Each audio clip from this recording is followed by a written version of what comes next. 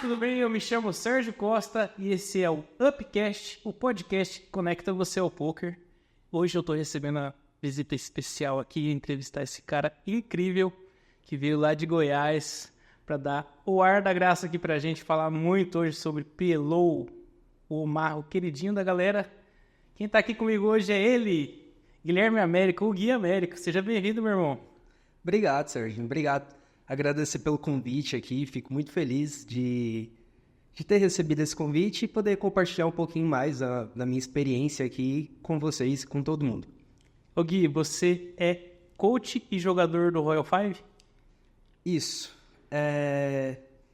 Minha carreira de jogador, né, Serginho, ela começou há uns 4 anos atrás e depois de uns 2 anos que eu já estava dentro do Royal como jogador mesmo, eu acabei recebendo um convite e virei instrutor da turma bronze, que é a turma inicial, a turma de base, onde a gente forma os jogadores que estão subindo os stakes, estão jogando os stakes ali, os micro stakes. Aham. E hoje em dia acabo dividindo, né, um pouco os afazeres de jogador com a carreira de instrutor e fico mixando e acaba me ajudando muito essa parte de instrutor próprio mesmo para eu acabar estudando o jogo. Mais um pouquinho Isso. do que o convencional que você já estuda. Aham, isso. Ô Gui, você é de Goiás, né? Que cidade que você é de Goiás? Rio Verde, Goiás, famoso Rio Verde das Abóboras também. Você já ouviu essa história? Não, ainda não. Lá é por conta que na Segunda Guerra Mundial o pessoal chegou lá e os soldados passaram por lá e não tinha comida para todo mundo, só tinha abóbora e todo mundo teve que comer abóbora Sabia e ficou dessa, conhecido. né? Rio Verde das Abóboras. Lá. Então, das antigas, então é Rio Verde das Abóboras, então. Isso aí. A galera. Ô Gui, mais uma vez agradecer pra você pela disponibilidade de doar seu tempo, sair de outro estado pra vir conhecer o Paraná, que você ainda não conhecia o Paraná, né, cara? E tô gostando demais. Demais Rapaz, mesmo. é uma terra maravilhosa.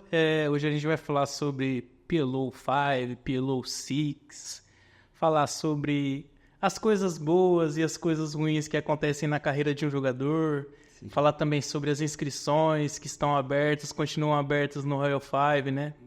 Eu tive o prazer, pessoal, de estar junto com eles por um período lá no Royal 5 como jogador. O Gui, inclusive, foi até meu coach lá.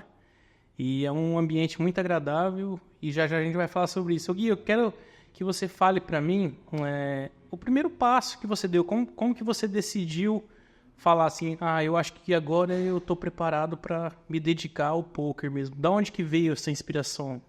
Você estralou assim ou alguém te inspirou? Alguém te abriu o olho e falou, pô, mano, você manda bem, como é que foi? Eu fazia faculdade na época, tava terminando a faculdade de agronomia e entrei para o time do Royal.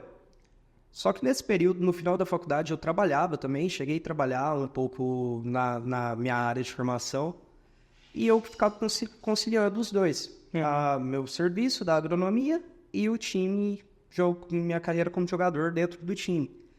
Só que na época, parece que eu não me via naquele serviço na área da agronomia. Não, eu fiz A faculdade? Fiz a faculdade, mas não era uma coisa que eu sentia paixão. Sim. E no poker eu sentia paixão. Só que era complicado, né? Na época, chegar meus pais, para todo mundo, poxa, eu vou abandonar isso aqui tudo, vou focar 100% no poker. Cara, é complicado. Então, Quebrar essa barreira, né? é complicado quebrar a barreira. Então, eu acho que eu esperei ali ter a virada de chave um pouco, Serginho. Foi quando eu consegui ali meio que colocar meus ganhos dentro do time com o poker, meio que pareados ali o que eu já tinha na agronomia. Foi a época que eu chutei o balde mesmo, cheguei lá na empresa, falei, tô saindo, quero sair, pedi as contas e fui me dedicar 100% exclusivamente pro poker. Você lembra quanto tempo demorou isso? Mais ou menos que você conciliou o trabalho com o poker? Lembro. E eu tive essa sorte. Minha carreira nisso foi uma forma até rápida. Tive alguns fatores que me ajudou. Eu costumo dizer que quem trabalha bastante tem bastante sorte, meu irmão. Então, Não, mas a sorte que eu digo, que no início, cara, dentro do time, os caras me chamam, falam Mr. Jackpot, né? Então, no início ali, eu consegui irritar 2 jackpots ali, que era um valor razoável.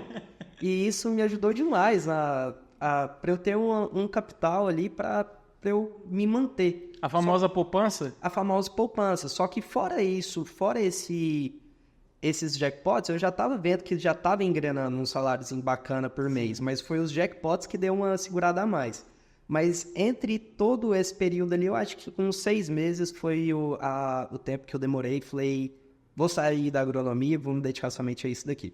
Cara, foi legal então, porque tipo assim, em 6 meses você mudou tudo na sua vida, porque tipo assim, você trabalhava na agronomia, fez faculdade, tudo, né? Fiz. E aí tava trabalhando numa empresa legal, e aí você largou tudo 6 meses. Fiz faculdade 5 anos, né, para trabalhar 3 meses de carteira assinada. Foi o tempo que eu fiquei. O tempo que eu tenho minha carteira assinada foi esse. Cara, mas tipo assim, a sua trajetória é legal, porque foi rápido, cara. E você não tem nenhuma experiência anterior com Texas, por exemplo? Não. Eu acho que isso foi uma das coisas que pode ter até me ajudado a alcançar isso de uma forma mais rápida, Serginho. Claro, sei as regras do Texas, já joguei Texas, mas eu literalmente não tenho malícia nenhuma do Texas. Uhum. Nunca estudei o Texas. Eu já cheguei no poker estudando diretamente o PLO 5. Então, toda a minha base de teoria, todo conhecimento que eu vim adquirir do poker já foi do PLO 5. Uhum. Eu nunca tive que fazer essa mudança de uma modalidade para outra, que às vezes pode ser que alguns jogadores confundem. Eu já tive jogadores, já dei aula para jogadores que veio do Texas, que são muito consagrados no Texas, jogadores muito, inclusive famosos. Uhum. E na hora que chegou no PLO 5, acabou patinando um pouco. Mas são caras de extremos potenciais, mas que demorou um pouco para fazer essa migração de uma modalidade para outra. Então, eu acho que isso fez eu conseguir de uma forma mais rápida. Eu acho que isso foi crucial para eu conseguir. Então, que legal, cara, porque, tipo, a maioria da galera migra, né, do Texas pro Omaha, né? Então, tipo assim, você teve pouca experiência, então, no rodeio. Obviamente que você sabe as regras normalzinho, sabe jogar, mas você não foi um cara que... eu era reg de Texas e agora vou me dedicar ao Omaha. Não. Longe disso. Até hoje eu acho que eu sou um dos mais estrelas do Texas, assim. Tem vontade de aprender, tô tentando buscar esse conhecimento agora, porque eu sinto vontade de correr alguns circuitos, algumas é legal, coisas né? assim, que eu acho bem bacana. Pô, legal. Mas minha base do Texas tá começando agora, cara. Tô melhorando de agora pra frente que eu vou aprender a jogar no Texas Hold'em. O mais gostoso dos torneios de Texas é você gastar milão no Bahia e pegar 200k no bolso. Que é uma coisa muito difícil no cash. Né, cara? Muito difícil. Tem que ter mas, tipo, o cash é bom que quem tem constância, né, irmão? O rakeback ajuda muito também, né? Ajuda. O rakeback, hoje eu acho que o rakeback é crucial na carreira de todos os jogadores. Tem muito jogador que o rakeback é responsável por 50% ou até mais do faturamento. Do faturamento total daquele jogador. Então, para toda a galera aí que tá jogando, que às vezes joga sem rakeback ou um rakeback menor, tem uma possibilidade de aumentar, é interessante a pessoa olhar para isso porque ele faz muita diferença no longo prazo. Eu não lembro quem que citou no Instagram, cara, não sei se foi o João Bauer ou se foi o Akari, algum desses caras citaram explicitamente assim, rakeback também é lucro, fez um vídeo assim, sabe? Então, tipo, os caras são do Texas e os caras volumam, né, cara, bastante, né? Então, no grande volume ali, mesmo você dando baís baixos, por exemplo, jogando em mesas baixas, vai gerar uma receita ali a longo prazo, né? E quando volta é maravilhoso, né? É muito importante, cara. Tem muita gente que fala que, tem acho que essa mentalidade um pouco fechada para rakeback, né? Falar, vive só do rake. Mas, poxa, eu compartilho total dessa ideia aí. Rakeback, para mim, também é dinheiro. Rakeback é totalmente importante quanto aquele dinheiro que vem do profit mesmo. Vem das mesas jogando. Para mim, não tem diferença nenhuma entre um dinheiro que vem de profit e um dinheiro acumulado de rakeback. Para mim é tudo a mesma coisa. Entendi. Ô Gui, hoje vocês estão em quantos atletas dentro do Royal, você sabe? De cabeça? Número exato não, mas... Aproximadamente. Eu acho que algo em torno de 50, 60 jogadores, por aí. Quantos coaches? Quantos? O quê? Desculpa. Coach. Hoje tem comigo, contando comigo, são 6. 6. 5 são formados mais na parte de review, de comandar alguma turma. E um dos instrutores é o Alan, que ele é só em análise e estatística, que eu acho que é um dos poucos times brasileiros que oferece esse serviço. De ter uma pessoa para avaliar só análise e estatística de jogador, ver aonde que está o principal leak daquele jogador para corrigir e melhorar o jogo de uma forma mais rápida. Eu participei de algumas dessas aulas e realmente é incrível, cara, porque ele mostra na frente da galera toda, onde falou assim, cara, você pode melhorar aqui tá um pouco baixo, aqui tá um pouco alto, vamos ajustar. Então, tipo, ali é um ambiente que não tem como você não evoluir, cara, porque todos os dias ali é discussão de mãos, então, tipo, cara, eu indico, cara, o Royal Five, porque é uma família, né, Gui? Sim. E, inclusive, como tá a galera, né, Serginho? Para quem quiser fazer inscrição com a gente, estamos com as inscrições abertas. Só entrar lá no site do Royal, só ir no Google, digitar Royal 5 Team, que vai aparecer o link lá, é o primeiro link, e fazer a sua inscrição lá, que a gente tá esperando todo mundo. Não, nós vamos deixar aqui na descrição do vídeo também, do podcast aqui do Upcast, pra galera clicar lá e já ir direto. Então, quem sonha em viver de PLO, pessoal, a oportunidade está aí. Você não tem muita experiência aí, melhor ainda, porque vai aprender da maneira correta, né, Gui? Se quiser migrar do Texas para o Omaha, né? Todas as pessoas são válidas. Quem está em processo de migração, ótimo. Quem também está aprendendo ali desde o início, ótimo também. Vem sem... eu digo isso, né? Quem não estudou outra modalidade costuma vir sem vícios nenhum. De modalidade nenhuma. Então, dependendo, são pessoas até mais fáceis de trabalhar. Sim. Mas o time, ele recebe todos os tipos de inscrições e também aprova todos os casos. A gente não trabalha só com pessoal de uma modalidade específica ou outra. Todos os casos são bem-vindos. Lembrando, pessoal, que as inscrições são enviadas e aí passa por um processo seletivo, né, Gui? Tem uma entrevista e tal. Então, tipo, se você sonha em viver do joguinho e quer aprender com quem sabe de verdade, tá aí a oportunidade. Ô Gui, PLO 5, famoso praticamente mundialmente, né?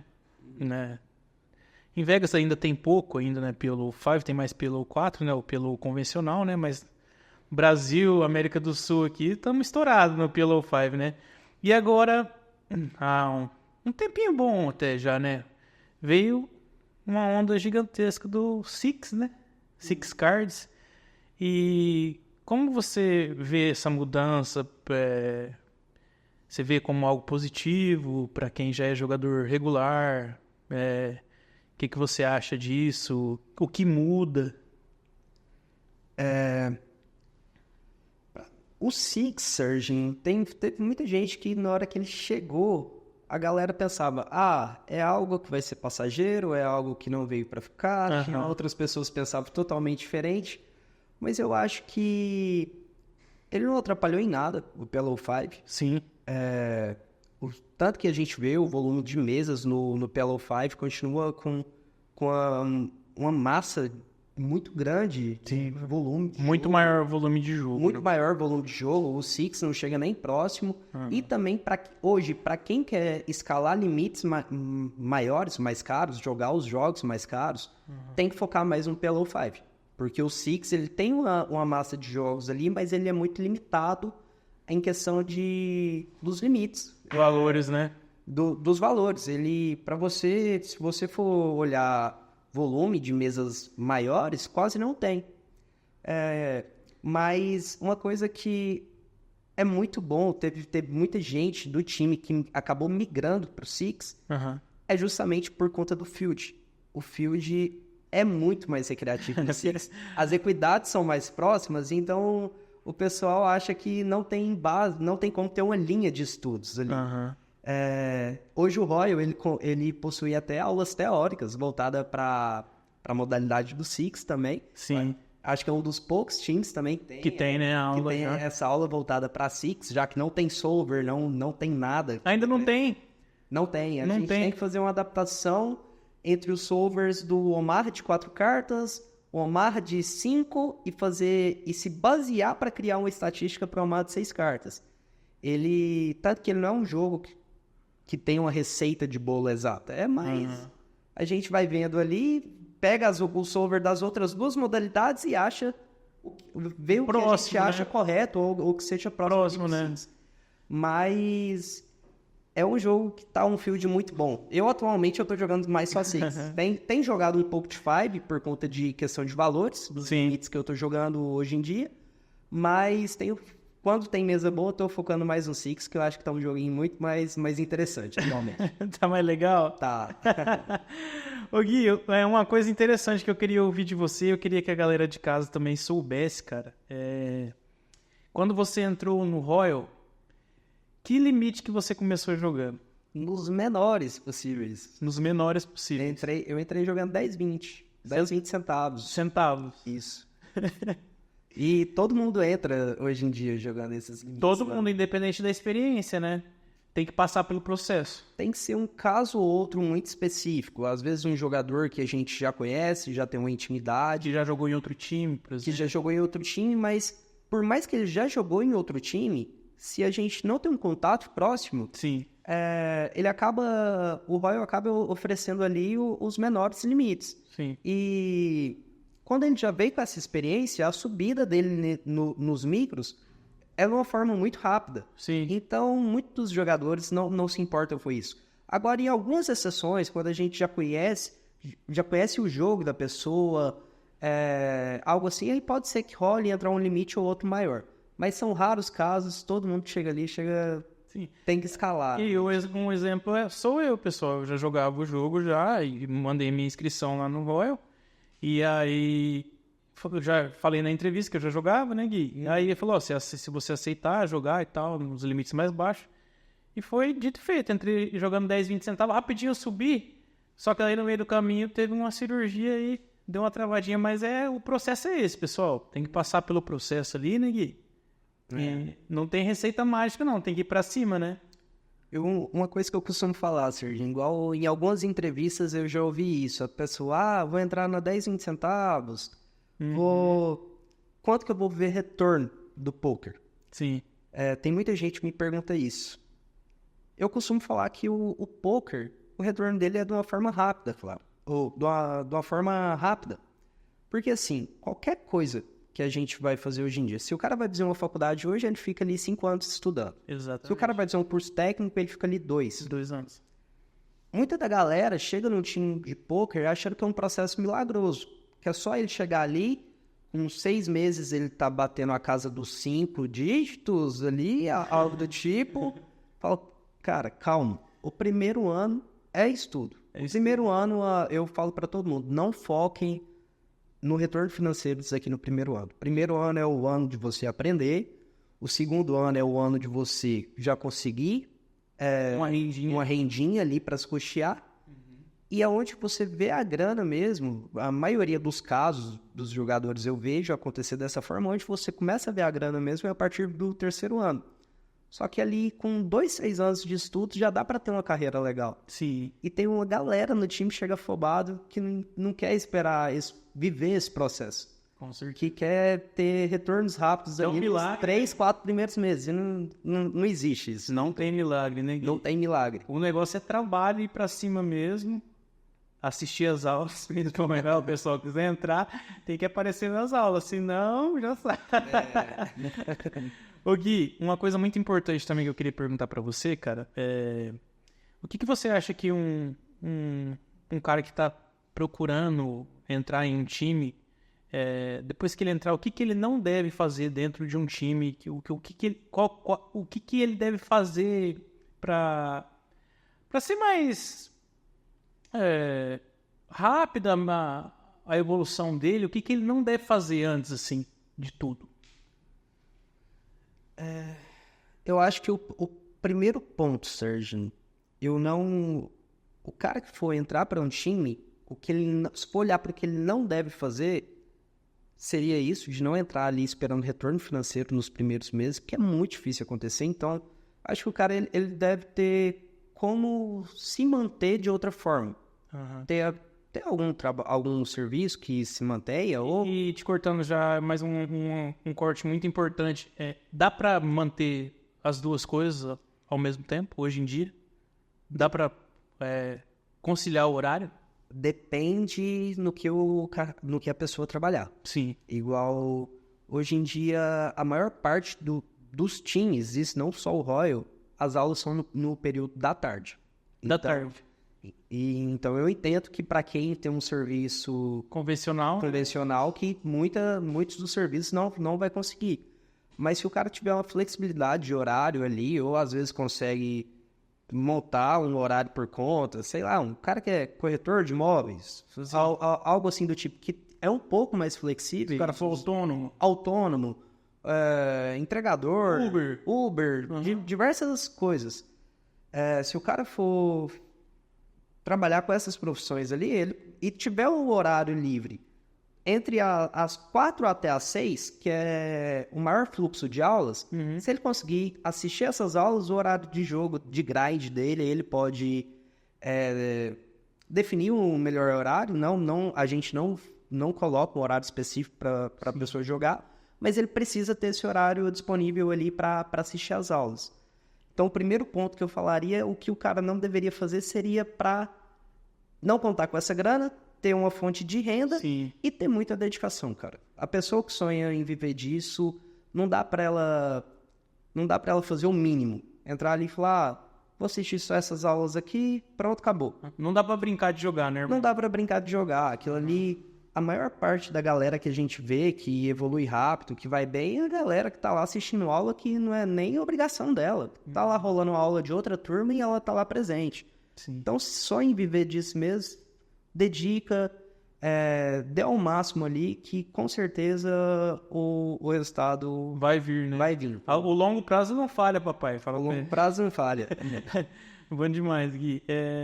E é legal também, cara, que a gente tá mostrando uma realidade que a galera às vezes esconde, né, cara? Fala assim, não, você vai entrar lá, vai ser tudo mil maravilhas. Não é mil maravilhas, é um trabalho, cara. Você tem que se dedicar, né? Sim.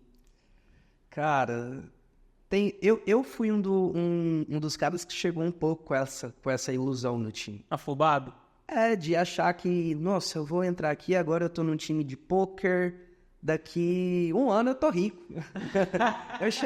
eu cheguei lá um pouco com essa ilusão, e realmente não é assim. Uhum. A gente tem que entender os processos, é um processo um pouco mais demorado, mas que com muita dedicação ali, esse resultado acaba vindo. Tá. O que você acha que são vamos colocar 3 ou 4 fatores cruciais que um bom jogador deve ter? Os fatores que ele deve ter, o que ele deve ser para ser um bom jogador? O que ele deve ter de diferencial?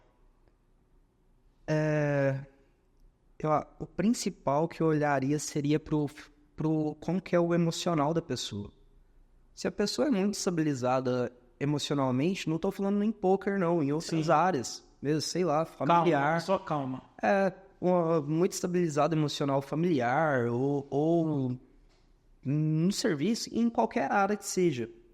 Eu acho que seria um dos principais fatores para a pessoa tentar trabalhar isso antes de entrar para um time de poker ou de tentar viver esse sonho. Sim. Porque igual quando a gente olha para um dos jogos mais caros, ali já não tem tanta discrepância técnica de um jogador para o outro. Sim.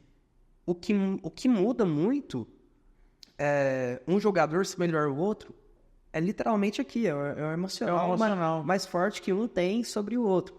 Então, eu acho que o principal que a pessoa deve trabalhar seria a parte emocional.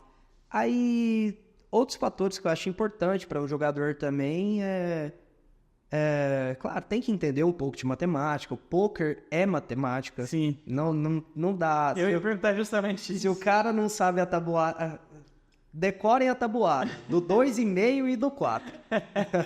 Que é a tabuada que a gente mais utiliza para Contar os outs. contar os outs. Além da tabuada, cara, sei, são tantos fatores, Serginho. Acho que os dois principais eu diria isso. Irmão, matemática e cabeça boa, cabeça em paz. E vontade de aprender, dedicação, tudo isso. E tem alguma forma do cara, tipo assim, fala assim, meu, não sou tão equilibrado emocionalmente, o que ele pode fazer? Fala assim, meu, eu gostaria de entrar no time, mas eu gostaria de entrar mais zen, né? Porque eu não tô muito calmo ultimamente. Tem alguma coisa que o cara pode fazer pra ele ficar mais de boa e tal? Que você indica? Quando você tá abalado emocionalmente, o que você faz pra tirar o estresse? Cara, o time hoje, ele não fornece isso no início. Ele fornece isso para os jogadores que já estão jogando uns stakes maiores por conta do custo. Sim. Mas o time hoje, ele fornece acompanhamento psicológico para todos os jogadores.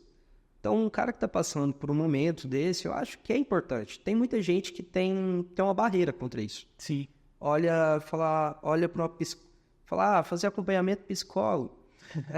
Tipo assim, tem uma barreira com isso, meio que um bloqueio. Poxa, não acredita muito? não acredita muito. Bota fé. Eu tive um pouquinho disso também quando eu fui iniciar. Mas isso me ajudou de um tanto, cara, pra eu alavancar limites. Então, buscar um acompanhamento de um profissional, eu acho que é a parte mais importante ali, pra conseguir colocar os pingos nos is, no que falta na vida da pessoa. E um time igual o Royals, falando de você agora, você acha que, além de melhorar, obviamente, a parte técnica, teórica e in-game ali do profissional, você acha que melhora na vida pessoal? Com certeza. Você tá dentro de um time? Com certeza. Eu acho que não só o time, mas o poker em si. O poker, o time... Com o poker eu aprendi muita coisa, cara. Eu acho que isso foi uma das partes... Foi uma das principais coisas que eu tive que mudar na minha vida. Antes do poker, eu era um cara que eu era muito mais explosivo. Você era explosivo? Era, bastante. Eu era muito... Me irritava com muito mais facilidade. E foi uma coisa que eu tive que trabalhar. Tive que começar a trabalhar ali dentro do poker e isso afetou bastante na minha vida pessoal também. Porque eu vi, no poker, se eu fosse explosivo, eu acabava tiltando, saía fora do meu A-game e... Ia derreter o stake. Ia ser muito prejudicial pro meu jogo. Então eu tive que primeiro trabalhar isso para minha vida profissional. Quando eu trabalhei isso para minha vida profissional, isso afetou 100% a minha vida pessoal junto. Questão financeira também, o poker, a gente não tem salário fixo, né? O poker... Não sei como é que vai ser amanhã. Claro, a gente tem meses muito bons que a gente não pode pegar aquele dinheiro todo lá e estourar champanhe, põe ele inteiro no mês. Então, a gente tem que aprender a administrar os meses muito bons, porque vai ter fases ruins na vida do jogador também. Então, isso me ajudou também a melhorar meu financeiro. Muda totalmente, cara. E o Royal, ele dá todo esse suporte também. Ele dá todo o suporte tanto do psicológico. Tem muita gente lá para trocar ideias sobre finança. Não é só ensinar a jogar em si. Lá... Você aprende um pouquinho de cada. Você aprende gerir. E outra coisa, é um ambiente... Tem bastante network também. Cada um faz uma coisa, né, cara? Porque, tipo assim, a galera não só joga poker. Muita gente investe em alguma coisa, tem algum negócio paralelo, né? Então, tipo, é muito massa estar ali no meio da galera, né? E o melhor é que cada um é de um canto do país, né? Então, qualquer lugar que você vai, você consegue... Tá perto de um amigo. Tá perto de um amigo, chama alguém pra ir trocar uma ideia, alguma coisa... Eu tô devendo umas 4, 5 viagens pra esse ano, viu? Pra topar a galera. Vai de viajar. Cara, maravilhoso. Ô Gui, e conta pra gente, quanto tempo, por exemplo, você demorou pra jogar a 1-2? De quando você começou 10 e 20 centavos. Quanto tempo você tava na 1-2, assim? É óbvio que você foi um caso à parte, que você foi rápido, né? Mas conta pra gente quanto tempo você demorou. Eu não lembro o tempo exatos, mas foi algo em torno de, acho que uns 3 meses, 2, 3 meses, algo assim. Mas é até um pouco perigoso falar esse tempo, porque não é a média. Sim, o primeiro foi atípico. Eu cheguei no time, eu já tinha uma certa noção. Eu já tinha pegado umas aulas com outro rapaz uma época. Então eu tinha uma certa noção do jogo ali já. Eu não era totalmente cru na teoria. Uhum. Mas não é a média esse tempo. Mas foi o tempo que eu gastei e ainda bem que foi um processo rápido. Sim. Porque atualmente você joga até que limites hoje? Atualmente estou jogando até a 25,50, Serginho. Reais. Tô com uma constância maior ali até a 15,30. Tô dando alguns tiros na 25,50, mas sem colocado o pezinho ali de vez em quando. Tá colocando o pezinho pra fora já. Sentindo o jogo, vendo como que tá ali. Só pra vocês terem noção, pessoal, quanto que é o cacife mínimo pra sentar numa mesa de 25,50? Vai depender da estratégia, mas tem... se a gente for olhar para uma estratégia de 50 blights, seria 2.500. Uhum. E uma estratégia de 100 blights, R$5.000. Seriam esses valores. Agora eu tô falando pessoal, tá? Qual a estratégia que você mais utiliza para esses stakes mais altos? Eu sou da turma do X-Tudo. Você manda tudão? Eu sou da turma do X-Tudo. Eu gosto de um jogo mais deep. Uhum. Então, uma mesa, se é de 100 blights ali, eu entro com 100, se é 150, às vezes até 150, se for interessante. Sim. Então, eu prefiro um joguinho com mais interessante. Pra galera saber. A dinâmica da mesa, né? Uhum. Se eu tô com 150 blights, eu quero que tenha um cara com 150 blights na minha direita. Ou mais na minha direita, para eu ter posição versus ele. Eu não quero que ele esteja na minha esquerda, para ele ter posição, a maioria das vezes, versus mim. Então, alguns fatores. Quem que é o jogador mais recreativo da mesa, assim, tem algumas coisas que a gente olha. Tem bastante recreativo, acima das 10, 20, 40, ele tem? Tem, bastante, cara. Tem muito, muito mesmo. Vai depender horário do dia. Eu acho que a partir do momento quando o jogador rompe ali a barreira das 5-10, que chegam na 10-20 mais, a única coisa que ele se priva um pouco é que ele não encontra jogos bons 24 horas. Sim. Do dia. Claro, um dia ou outro vai ter, uma hora ou outra ele vai ter, mas o jogo ele fica um pouco mais restrito para a parte da noite e da madrugada. Porque boa parte do field recreativo não consegue jogar no horário comercial, porque o pessoal tá trabalhando, tá? Tem outros a fazer. Normalmente o cara é empresário ou fazendeiro, né? Aí ali na parte no horário comercial, mais ou menos nesses stakes, tá mais os caras que são hacks trocando soco. Então, a gente vai estar trocando soco ali, tipo, vamos abraçar a variância. Então é uma coisa que não é tão interessante assim. Uhum, entendi.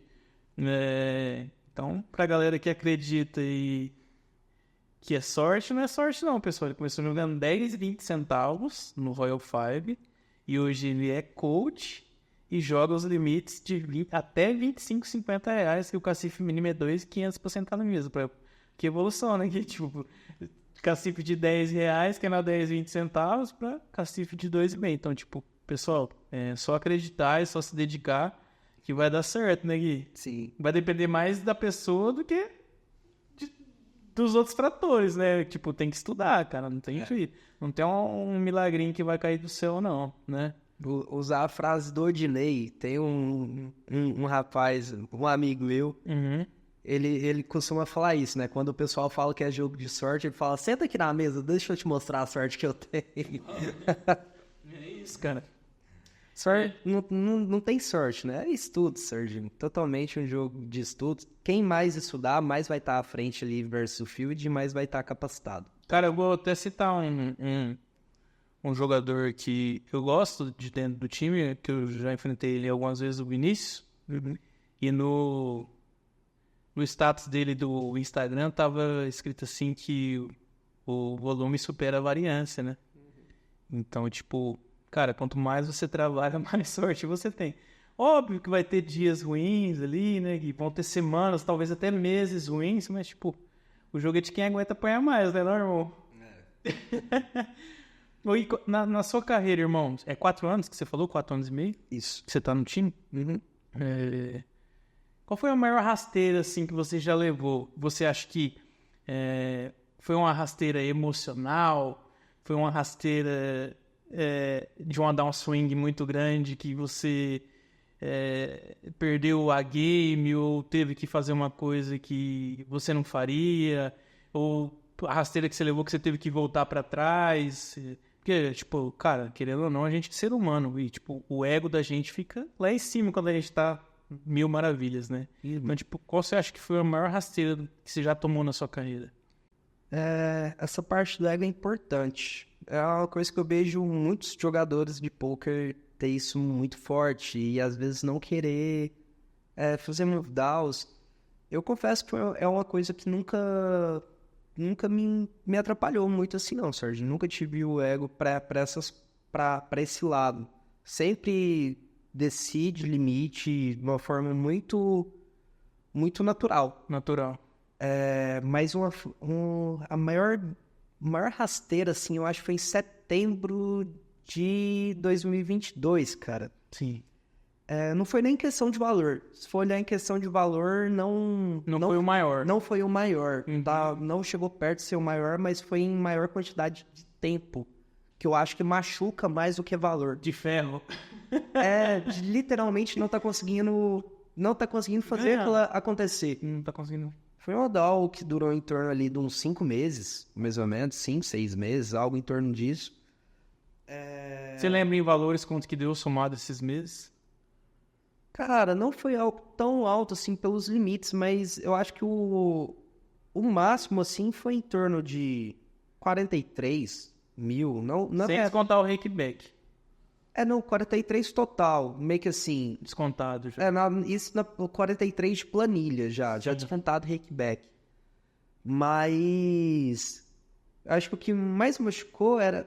E se for olhar pra buy-ins, na época eu tava jogando 10, 20... Você já era coach? Já era coach, já. Cara, como que você teve a paciência pra lidar com isso, cara? A confiança, né? Porque, tipo, o cara acaba perdendo a confiança, irmão. Será que eu tô fazendo certo? Mas olha aqui... Eu tava jogando, eu acho que 10, 20 na época, Serginho. Se fosse olhar pra buy-ins, era coisa de 20 buy-ins, 21 buy-ins. Não era tanta coisa.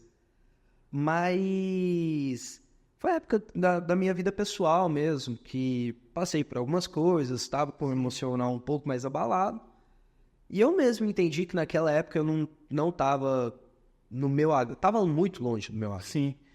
E você chegou a dar um tempo nesse período? Falou assim, não, eu vou ficar uma semaninha aqui off, que, cara, tá difícil. Cheguei a fazer isso não só uma vez durante esse período. Cheguei a fazer umas 3 vezes, de me afastar ali durante 3 meses, ou durante uma semana. Uhum. Cheguei a descer demais os limites também. Pensa, eu tava jogando 10, 20 na época, da 10, 20, eu busquei esse PF jogando um 2, cara. Buscou jogando um 2? Um 2, e...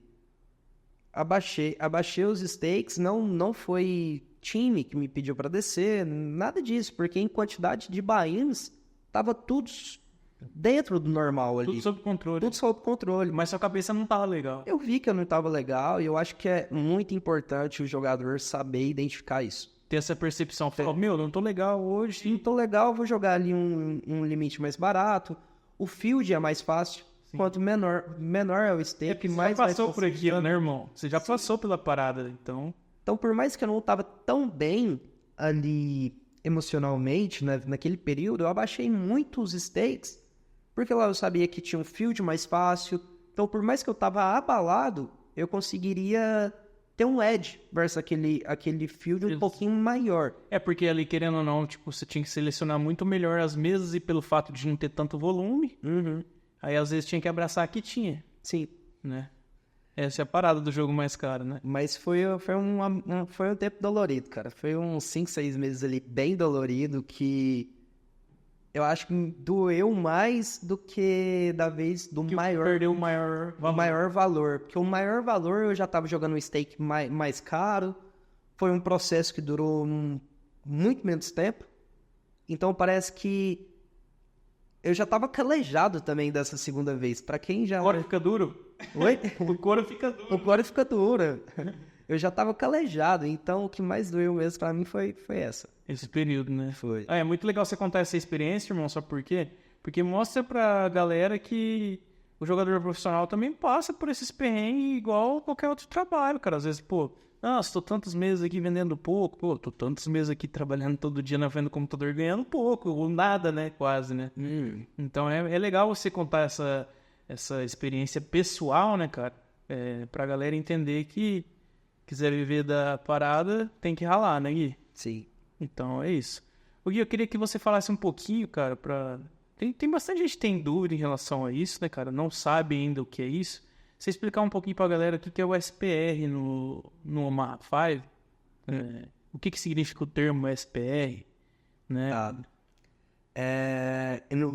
Ao pé da letra, eu sou horrível em inglês. Sim, normal. Não sou fluente, longe de estar fluente no inglês. Ao pé da letra eu não vou saber o termo exato pra te falar. Das palavras, né? Isso. Da sigla, né? A sigla. Uhum. Mas ele é literalmente quantos... É a relação, a quantidade de fichas que você tem para trás referente ao tamanho do pote. Sim. Por exemplo, o pote tem 100 fichas. 100 fichas. Se você tem 300 fichas para trás, você tem 3 vezes o valor do pote. Sim. Então você tá no SPR 3. 3.3 no caso. 103. 3 exato. 3 exatos. 3 exato. Agora, se o pote tem 100 e você tem 50, você tem metade do valor do pote. Então, você está no SPR meio. E é muito importante os jogadores que estão iniciando entender isso de SPR, porque é o primordial, assim, para a gente tomar nossas decisões. Sim. Porque o SPR, ele determina a equidade necessária que a gente precisa para ou pagar uma aposta, ou para dar um raise. Ele vai influenciar diretamente na forma como que a gente vai jogar, mano. Então, é uma das principais coisas que eu acho que a galera inicial ali precisa aprender, precisa entender isso. SPR1, quanto de equidade que eu preciso? 33.3. Tem uma tabelinha ali que dá pra fazer um decoreba. O time dá uma tabelinha. Dá uma tabelinha. Dá pra colocar no computador atrás. Até hoje a tabela. Mas Obrigado, Royal. Mas é importante também a pessoa saber fazer a conta... De cabeça, né? Na calculadora, pelo menos, ou de cabeça, ou ter os principais números ali gravados. Fica meio que automático também, né, irmão? Porque tipo, você começa lá, por exemplo, um jogador que tá começando agora, começa jogando 2 mesinhas, de repente tá jogando 3. A hora que estiver jogando 6, o bagulho já fica meio automático, né? Sim. Né? E é importante saber, né, de cabeça também, né, irmão? Vamos uma aulinha rápida pra galera que tá em casa. Tem bastante gente assistindo, querendo aprender, né? Ô Gui, fala pra gente sobre seleção de range, cara, pré-flop, o que uma mão precisa ter para ela ser boa, para você escolher ela para jogar, quais fatores precisam ter para ser jogável essa mão, independentemente da posição. Vamos falar primeiro sobre o range, né? Os 3 principais fatores ali que eu utilizo para analisar uma mão é cartas altas, qual a quantidade de cartas altas e quais são as cartas altas que a mão tem, conectividade, das 5 cartas que a gente recebe, quantos gaps é buracos, quantos buracos eu tenho entre uma carta e a outra. E o terceiro é suited, principalmente para nuts. Então, os 3 principais fatores, revisando, cartas altas, conectividade e suited. E principalmente para nuts. Só que isso vai depender muito também, igual você falou, de posição, né? Porque quanto mais ao final da mesa, mais eu aceito abrir mão de algum desses componentes. Sim. E quanto mais no início da mesa, mais componentes agrupados desse eu preciso para não ter força suficiente para jogar ela. A mão tem que ser... Quanto mais longe você tiver do botão, vai ficando mais restrito o range. Isso. Vai deixando a mão tem que ser mais forte, né, irmão? Tem que ser mais forte, porque muitas das vezes a gente vai estar jogando fora de posição, né? Então, o poker, a posição é igual o pé no truco. Pé no truco é crucial, às vezes, para definir uma jogada. Com certeza. No poker também, ter posição é crucial. Por isso que quando a gente tem posição, dá para ampliar ali um pouquinho o range, que com a posição, a vantagem da gente ter posição, a gente pode abrir um pouquinho mão de ter cartas tão fortes por ter a jogabilidade do pós-flop. Resumindo, pessoal, esse exemplo que o Gui deu é o mais claro possível, porque tipo, ele falou de um jogo que todo mundo conhece, que é o truco, e no poker você precisa ter a posição também para você ter vantagem sobre o seu adversário. No truco é o pé, então você tem que ser o pé do poker, entendeu? Mais ou menos por aí. Você tem que ser o que fala por último, né, Gui? Ali, procurar sempre selecionar bem o range e estar em posição sobre os seus adversários para falar por último, para tomar suas decisões, né? É porque a posição final, ela ajuda demais a ter jogabilidade com mãos medianas, cara. Principalmente no Omaha 5, né? Sei lá, um flush que você acertou em 10, em valete, em 9. Muitas das vezes essas mãos fora de posição, quando a gente enfrenta uma aposta, é muito difícil da gente conseguir continuar na mão. Sim. Mas tendo posição, a gente consegue ter uma jogabilidade melhor com elas. Então a gente realiza mais a equidade delas. Por isso dá para abrir um pouquinho o range ali de posição final. Então, é bem bacana você estar falando isso explicitamente aqui pra galera, porque a galera que quer aprender mesmo o jogo, às vezes não sabe o que tá fazendo, né, cara? E é normal, né, Gui? É normal o jogador recreativo lá falar, essa mão tá bonitinha, eu vou jogar, né? E às vezes não é por aí, né, o caminho, né? Então, pessoal, vamos mandar a inscriçãozinha aí pro Royal Five pra aprender da maneira correta aí e ser lucrativo no joguinho, né? Ô Gui, qual foi o maior pot que você já jogou até hoje no online? Presencial você já deve ter jogado algum pot bem grande também, mas no online é mais difícil ter potes gigantescos assim, né? Agora aqui você tá jogando muito mais caro, é mais fácil, mas tipo assim, qual foi o maior pot que você já jogou até hoje? Foi no limite de 25,50, cara. Eu acho que foi algo. Acho que foi algo em torno de uns 38k ao todo, assim. Mas lembrando, joguei só.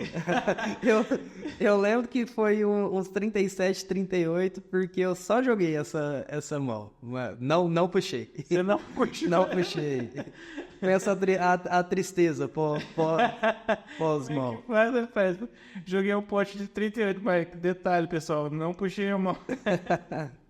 Mas, claro, tem muitos jogadores até que jogam 25,50 mesmo, que com certeza deve ter jogado potes maiores. O meu é porque eu tô colocando o pezinho ali ainda. Eu ainda não me fixei no limite da 25,50. Tô sentindo o jogo. Mas fico muito feliz, cara, de sair lá dos potes de 40, 50, 60 reais há 4 anos atrás para um pote de 38 nesse espaço aí de uns 4 anos. Tipo, um pote de 5, 6 mil é normal já, né, irmão? Isso é mais rotineiro. Porque, tipo, você entra com 50 blinds, você já tá com 2,5, né? Aí, tipo, foi 3 caras de all-in, 7 cruzeiro. Esses valores são mais rotineiros. É assustador falando assim. Mas uma coisa que eu aconselho para todos os jogadores é, desde o início, tentar olhar aquilo ali para blinds. Porque ele tem um impacto tanto nos stakes menores quanto nos maiores. O que seria esse impacto nos stakes menores? A pessoa olhar ali, tô jogando um valor de 10 reais, de 20, e não olhar para blinds. Não, tô jogando 50 blinds ou 100 blinds. E a pessoa acaba indo mais pro gamble ali mesmo, achar que é um valor menor e tudo mais. E acabar, às vezes, cometendo mais erros. E soltar mais o jogo por conta disso. Então ele impacta para esses stakes menores e para os maiores também. Quando olha para blinds, às vezes você começa a sentir a pressão do dinheiro. Então, pra todo mundo eu aconselho. Tentem sempre focar em blinds, cara. Eu não... igual se for perguntar, nessa 25-50, esse pote dos 38K que eu joguei, daria algo em torno ali de 780 blinds, algo em torno disso. Mas se for olhar para blinds, não foi o maior pote de blinds que eu já joguei. Já cheguei a jogar potes de 3.000 blinds, 4.000 blinds. Caraca. E quase que foi no escuro ainda. No escuro, assim, um cara fez straddle desse valor. Eu tinha esse stack também em blinds e ele acabou indo pra win. Tipo aquelas mesas que o straddle é liberado? O straddle liberado. É em dólar essas mesas? São É em dólar. São em dólar. Esse jogo é pesado, né, cara? Esse jogo é perigoso. É jogo em dólar. Ô, Gui, vários amigos já me perguntaram, eu sei que é a dúvida de muita gente. Vamos supor, temos uma mão lá, double suited. Qual que é a chance de armar um desses flush no flop já? A chance, você sabe mais ou menos de cabeça assim, qual que é a chance de armar um desses flush no flop? Se a mão for double suited e for para ser qualquer flush, vai girar ali em torno de 24% e meio. Costuma ser, toda vez que você tem uma mão suitada, tem um suited na mão ali. 12. No PLO 5, gira na casa dos 12%. De armar o flush draw. Armar no flop. Armar flop. Não é de bater flush flop, não. E do flop pro turn, qual que é a chance? Do flop vai depender de alguns fatores aí, Sérgio. Se tem... Você tem 3 cartas na mão. Snipe, algo assim. Mas a equidade de um flush que não esteja dominado... vamos falar em equidade mesmo. A porcentagem aproximada de bater o flush, né? Sem ver as cartas, sem showdown. A equidade, assim, pelo menos até river, né? Equidade do flop até o river, porque são duas streets. A equidade de um flush no flop que não esteja dominado vai se girar algo ali em torno de 36. Depende contra o que você está jogando. Se é contra uma trinca, se é contra dois pares, depende do range, mas vai ser algo em torno disso, uns 36%. Quando bate o turn e não completa o flush, cai metade? É metade que cai? Você sabe responder essa pergunta? É mais ou menos metade. É porque, pra falar a verdade, esses 36% até river é porque tem duas streets para bater. Mas no turn, ao mesmo tempo que só falta um street que reduziria pela metade, ele tira uma carta do baralho também, que acaba elevando um pouquinho a mais o peso de cada out. A equidade do flop, a gente está olhando 5 cartas da nossa mão, está olhando 3 cartas do board. Então, de 52 cartas no baralho, a gente sabe 8 cartas. 8 cartas. Quais são as 8 cartas? Então, o peso de cada out é 1 para 44, que é a quantidade de cartas que sobram. Já no turn, quando bate a quarta carta ali do board, a gente sabe 9 ao invés de saber 8. Então é 1 para 43. Então já diminuiu o peso, né? Muda um pouquinho, mas a conta é próxima a isso. Vai ser mais ou menos uns 16, 17% ali para bater o river, né? Um pouquinho mais. Então, Gui, não é tão fácil bater o flush, né? Porque eu vejo a galera se atolando muito em flush draw, né? Às vezes só tem o flush, atola lá 200 blinds. Flush é uma mão que tem que tomar cuidado, cara. Envolve muitos fatores, envolve stack. Às vezes, dependendo de algum stack, você vai ter que atolar mesmo, ou a pessoa vai ter que ser o agressor. Mas não dá pra atolar 200 blinds ali, né? Ou 200 blinds não, dá pra atolar um SPR muito alto ali com um flush. Eu vou perguntar uma pergunta aqui. Eu acho que a galera de casa também tem bastante dúvida em relação a isso. Principalmente em posição, né? O que eu vou fazer nessa mão? A galera que joga recreativamente mesmo, cara. A galera que tá querendo aprender o joguinho da forma correta. Como jogar top trincas em boards muito dinâmicos. Por exemplo, tem um dama-dama lá, bateu a dama de paus, o 10 de paus e o 5 de ouros. É um board dinâmico, né? É uma pergunta muito ampla. Envolve alguns fatores de stack. Stack, quantidade de jogadores. Tem jogador para falar depois da gente, porque a gente pode encaixar alguns check raises também. Mas nesses boards dinâmicas. Top 7, de forma geral, né? Tem que acelerar bastante a mão. Principalmente quando a gente não tem defesa. Não tem defesa. Mas, claro, se for jogar isso num solver e colocar lá essa textura de board, dama 10 e 5, e colocar dama, ele não vai dar 100% de frequência de aposta. Às vezes ele dá check. Mesmo em posição. Ele pode ter alguns checks, ou por slow play, por controle de pot, alguma coisa. Um dama que ele bloqueia muito a dobra dele. Sim, tipo, ele tem o 10 e o 5, né? Então, ele... A forma... Não tem uma receita de bolo exata, mas, claro... Aproximada, né? Aproximada, dama, muitas das vezes ali vai ser bala, hein? Vai ser bala, porque nós estamos antes, né? Se bater, parabéns. Sim. É isso, Gui.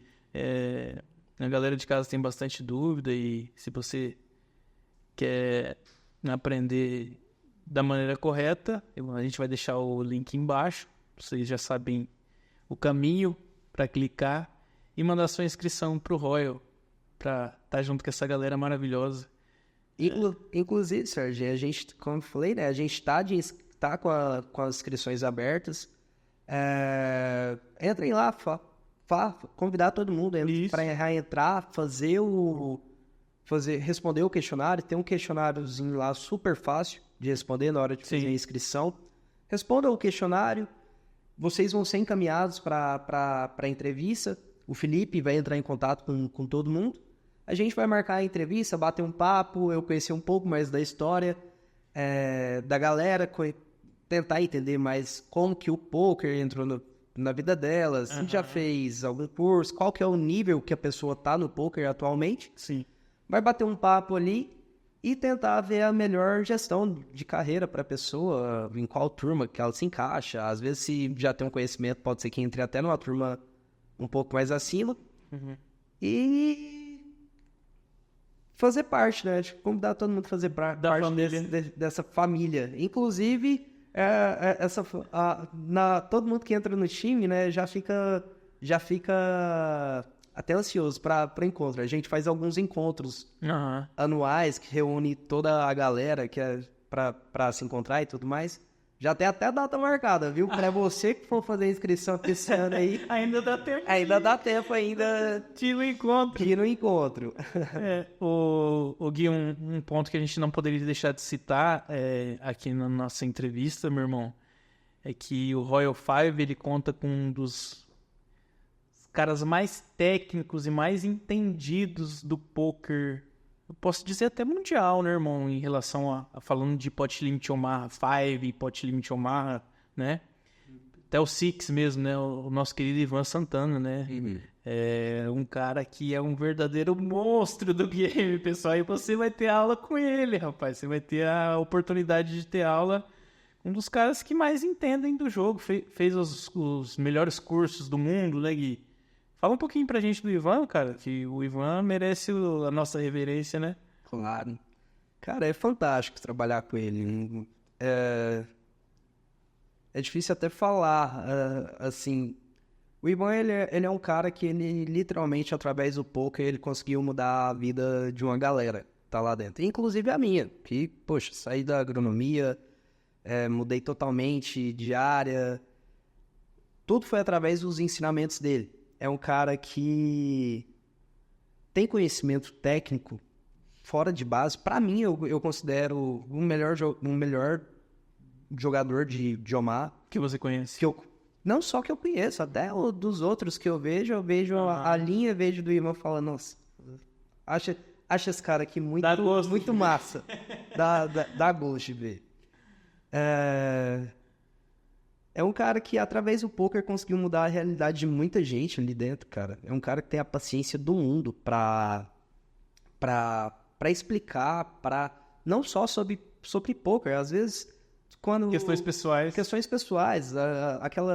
Sobre o que eu comentei, né? Sobre aquele período que eu passei ali 5 meses, mais ou menos, patinando, eu chegar nele e falar, poxa, mano, não dá mais... Acho que eu quero sair. Não dá mais. Você chegou nesse ponto? Cheguei nos 5º, 6º mês, mais ou menos. Eu acho que eu já até cheguei nele. Falei, não dá mais, vou voltar para agronomia, cara. Porque, querendo ou não, a gente depende de caixa. Olha que legal você falar isso, cara. Também. Que legal, porque eu nunca tinha pensado que você tinha pensado em desistir, já sendo... Você era coach, já? Era, só que era um coach numa época que eu tava no início ainda, né?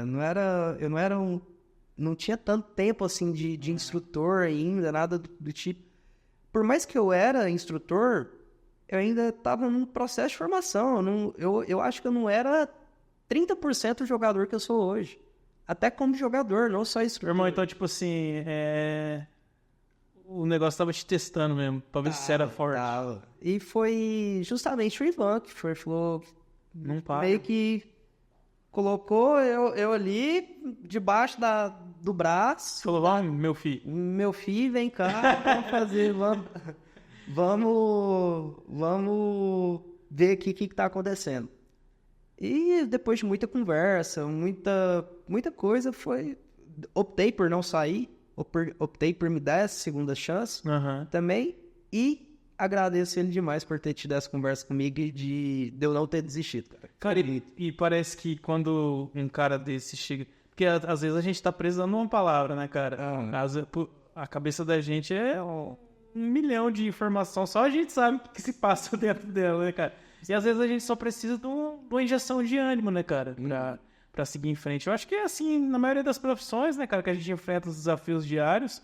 No poker não é diferente, tem uma pitadinha a mais ainda no poker, porque, querendo ou não, tem umas fases que a gente passa provações, né, Gui? Sim, mas foi muito importante. Eu encaro essa fase que eu tive, cara, como algo muito importante pro meu amadurecimento mesmo, na minha carreira. Me ajudou a entender muitas outras coisas, me fez ter mais organização financeira, porque eu vi que ali poderia ter momentos que eu ficaria ali 4, 5 meses sem ganhar nenhum, sem sacar. Então, isso ainda bem que eu passei esse período. Eu estava morando com os meus pais, então eu não tinha uma responsabilidade com despesa financeira tão alta. Eu acho que isso tudo foi muito importante para eu chegar hoje em dia eu não moro mais com meus pais, tem muita coisa que mudou na minha vida depois desse tempo. Eu acho que isso me preparou me fez preparar para muita coisa que talvez hoje eu teria que realmente ter saído do poker, sabe? Mas voltando ao papo do Ivan, né? É um cara que sou muito grato, cara. É um cara que eu acho que eu devo minha carreira a ele. Ele é seu ídolo? É meu ídolo. Isso aí não tem preço, não. Ô, Gui, a gente falou anteriormente sobre a barreira que a família da gente tem em relação ao esporte, né, cara, no início, principalmente no início. Demorou bastante tempo, assim, pra você quebrar essa barreira, cara, mostrar que o negócio era sério. Demorou, cara. Demorou um tempinho. Com meu irmão e com a minha mãe, nem tanto. Demorou um tempo um pouco maior, foi com meu pai. Sim. Mas não era nem a barreira em si dele criticar tanto. Eu acho que demorou eu ter essa conversa tão abertamente com ele. Você tinha um pouco de medo? Tinha. Foi criado mais rígido? A questão é que meu pai nunca gostou de baralho. Teve alguns problemas pessoais com isso anteriormente também. Sim. Então eu entendo o lado dele. Ele tava tipo querendo te blindar, né, cara? Sim, eu super entendo o lado dele. Então eu acho que essa parte rolava um receio um pouco a mais de eu chegar nele abertamente e conversar sobre isso. E jogar na mesa, falar, pai, é isso.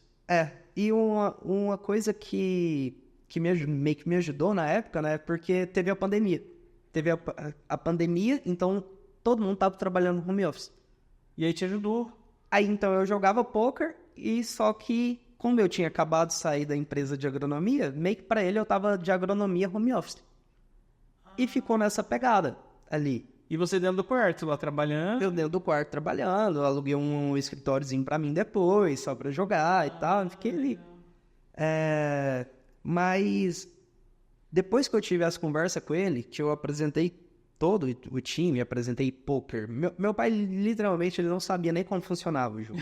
Entendi. Depois que eu apresentei ele tudo... Eu achava que era tipo um cassino. Ele achava que era meio que uma roleta. Bota fé. Aí, depois que eu apresentei tudo e fiz ele entender. Foi muito libertador eu ter essa conversa com ele. Eu acho que foi Até pra você, né, irmão? até pra mim. Porque, tipo assim, você tava com medo da reação dele, né? Tá, eu tinha um pouco de medo. Até por causa do respeito, né, que você tem pelo pai e tal. Sim, sim. E pra mim depois eu fiquei pensando, por que eu não tivesse conversado? eu me arrependi de não ter conversado isso antes. Porque eu acho que isso desbloqueou muito a minha parte de jogo também. Antigamente parece que isso impedia um pouco eu subir limites ali. Sim. Depois que eu tive essa conversa, foi onde que eu terminei de deslanchar mais ainda em limites. Mas foi um pouquinho trabalhoso essa parte de família, mas hoje, graças a Deus, todo mundo entende. Não escondo isso de ninguém a mais, né? E um foi até engraçado, Serginho. Uma coisa que eu sempre queria ter essa conversa com ele, né? E falava, hoje eu chego em casa e eu converso com ele. Aí chegava e não conversava. É medo, né, cara? Aí depois, hoje eu chego em casa e converso com ele. Chegava em casa e não conversava. Aí eu fui numa viagem lá pra Pirinópolis, tinha um estúdiozinho de tatuagem. E eu lá, dei a doida na hora, falei, vou fazer uma tatuagem. Você fez a tatuagem? E fui e tatuei logo os naipes baratos. Eu falei, não vai ter como eu chegar em casa e não conversar com ele Sobre isso. sobre isso. Então, cara, você tem que fazer uma E acabei fazendo a tatuagem e cheguei em casa e conversei com ele, literalmente. Que loucura. Então, eu acho que é o sim. No dia que eu fiz, eu acordei meio que naquela ressaca moral e tal. Eu falei, será que eu fiz o certo? Tal, porque eu também não gostava de tatuagem. Nossa, que loucura. Você falou assim, rapaz, eu vou ter que quebrar duas coisas ao mesmo tempo. Aí cheguei e foi uma conversa super tranquila, cara. Muito, não chegou nem próximo, assim. Do que você imaginava que poderia imaginava. ser. Não, foi muito tranquilo. E hoje em dia eu tenho muito mais abertura com ele para falar sobre isso. É super tranquilo. E, inclusive, para todo mundo que eu acho que isso é uma realidade Tem medo, né? entre jogadores de poker. Pra galera que ainda não conversou com isso abertamente com os pais, tudo. Cara, tenta ao máximo, vai lá, conversa, porque literalmente é libertador isso. Eu conheço algumas histórias bem sinistras, assim. Tem um brother meu que até ficou estudando 5 anos e ele conseguiu juntar uma grana absurda jogando poker e os pais deles não sabiam de nada, só depois que ele juntou a grana que ele foi contar. Então, tem muita coisa, cara, porque, tipo, o cara quando ele tá querendo mesmo parado, ele vai pra cima, né? E aí, parece que a gente tem que mostrar algum resultado, meu irmão? Tem que mostrar, né? Pra quebrar, ó. Cara, no meu caso, eu esperei eu ter resultado. Eu acho que quando a gente não tem resultado e vai conversar, é mais difícil ainda da gente ganhar a credibilidade. É mais difícil. Não tô falando que é o correto a se fazer. Eu acho que pra quem consegue conversar isso Antes de entrar, é muito melhor. Mas querendo ou não, meio que a gente apresenta um sonho, né? com certeza, cara. A gente tá apresentando um sonho e que nem a gente sabe se vai dar certo. É isso. Nem a gente tem a certeza que vai dar certo. Eu não tinha certeza. Com certeza. Então, se apresentar isso depois com resultado, é muito mais fácil de você meio que se impor também, falar, vou fazer isso, eu tenho números, e também da pessoa, eu acho que te respeitar por aquilo. Sim.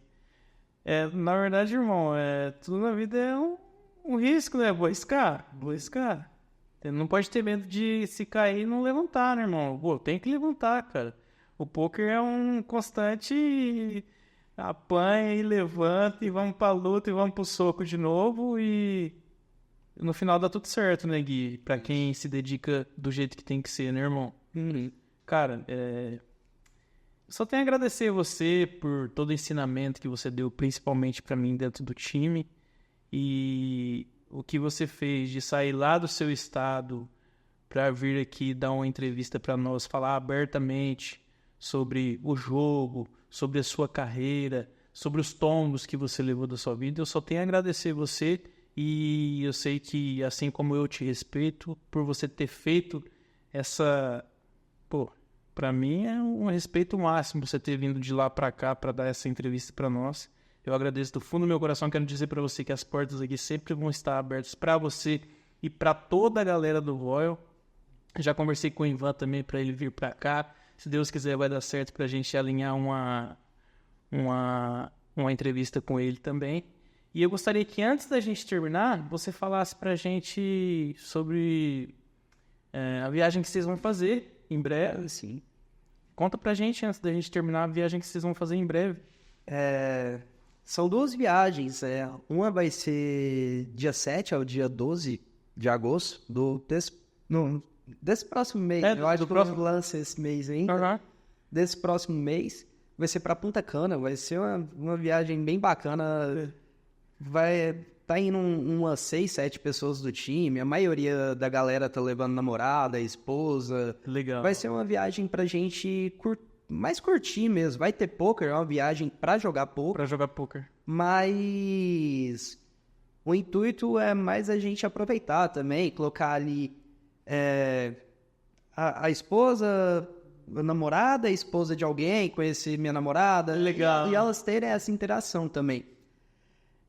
Então a primeira é essa, do dia 7 ao dia 12, que vai ser uma turma maior, que vai ir. Em agosto. De agosto.